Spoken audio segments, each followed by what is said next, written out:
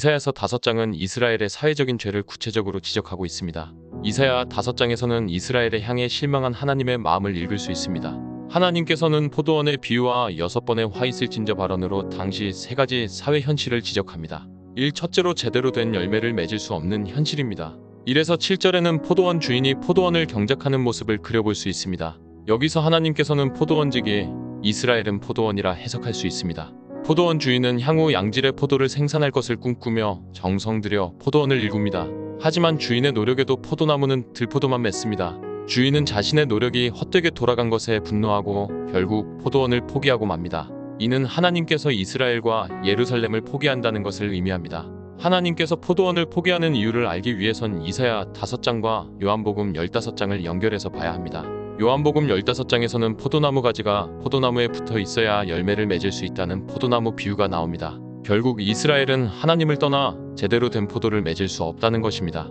현재 우리 교회도 들포도 축제를 열고 있는 것은 아닌지 돌아봐야 할 것입니다. 이 둘째는 이웃을 돌아볼 수 없는 현실입니다. 8에서 12절 하나님의 상한 마음이 화 있을진저란 표현으로 나타납니다.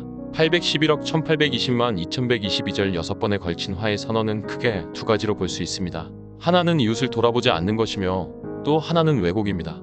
이웃을 돌아보지 않는 행태로는 2가지가 나옵니다. 욕심으로 인한 이웃착취 8에서 10절과 방탕으로 과도한 연애를 탐닉하는 것입니다. 11에서 12절 2가지 모두 하나님의 마음을 아프게 했습니다.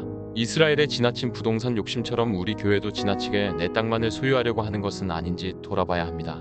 또 밤새 놀아도 창고에 표시조차 나지 않는 방탕한 부자의 행위도 하나님을 분노케 했습니다. 이웃을 돌아보지 않는 삶은 곧 하나님의 마음을 모르는 것과 같습니다. 지금 교회는 교회 내의 문제뿐 아니라 사회적으로도 수많은 문제를 안고 있습니다. 교회는 빈자, 난민, 성소수자, 탈북민 등 세상에서 아파하는 이들에게 응답해야 합니다. 물론 사회적인 답을 내라는 건 아닙니다. 그러나 교회가 성도에게 이웃을 돌아볼 수 있는 선한 사마리아인의 삶을 제시할 수 있어야 합니다.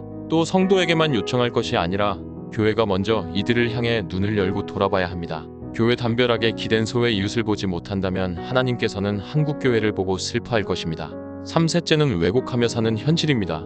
18에서 21절 이스라엘은 선악의 기준인 진리를 왜곡하는 행태를 보입니다. 18절 자신의 죄를 정당화할 뿐만 아니라 그 죄를 자랑합니다. 선한 것을 나쁘다고 하고 악한 것을 선하다고 하는 것도 큰 문제입니다. 20에서 21절 하나님의 절대성을 인정하지 않는 자세에서 이러한 왜곡이 나온 것입니다. 어느 것도 온전히 옳은 게 없다고 말하는 세상 속에서 우리 교회는 다음 세대에 무엇을 가르쳐야 할 것인지 고민해야 합니다. 이러한 지적을 보며 우리는 어떤 교훈을 얻어야 할까요? 24절에서 답을 찾을 수 있습니다. 이로 말미암아 불꽃이 그루터기를 삼킨 같이 마른 풀이 불 속에 떨어진 같이 그들의 뿌리가 썩겠고 꽃이 티끌처럼 날리리니 그들이 만군의 여호와의 율법을 버리며 이스라엘의 거룩하신 이의 말씀을 멸시하였음이라.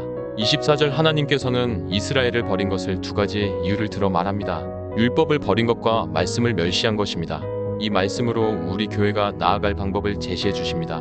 말씀을 다시 붙잡는 것과 그 말씀을 철저하게 하나님의 말씀으로 인정하는 것입니다. 기도 하나님 말씀 붙잡고 나아가게 하소서.